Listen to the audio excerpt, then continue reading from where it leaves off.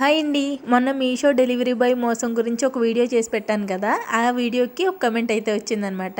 అవును, మీరిచ్చిన రూ. 120 ఆ డెలివరీ బాయ్ ఏం చేసుకున్నాడో పాపం అని చెప్పి.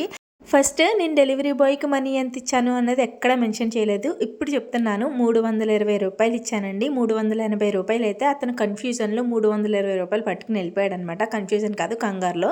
ఇక్కడ నా మనీ పోయాయి అన్న బాధ కన్నా ఇంకొకరికి జరగకుండా ఉంటుంది కదా అని చెప్పి షేర్ చేసుకున్నానంతే. ఇంకొకటి, నేను ఆ మీషో వీడియో ఇంకొకటి ఉంది అని చెప్పాను కదా! మాకు ఆల్రెడీ అతను కనిపించాడండి. ఈయన అడగడం కూడా జరిగింది.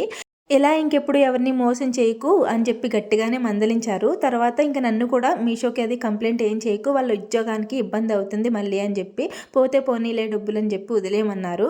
వీడియోలో చెప్పడానికి కారణం ఏంటంటే, ఎవరికైనా హెల్ప్ అవుతుందని చెప్పి వీడియోలో చెప్పాను అంతేనండి. తప్పుగా అనుకోవద్దు ఎవరు. ఇంకా నేనైతే ఇక్కడ సున్నుండలకి మినపగుళ్ళు అయితే వేపుతున్నాను. మీరైతే ప్లీజ్ వీడియోని లైక్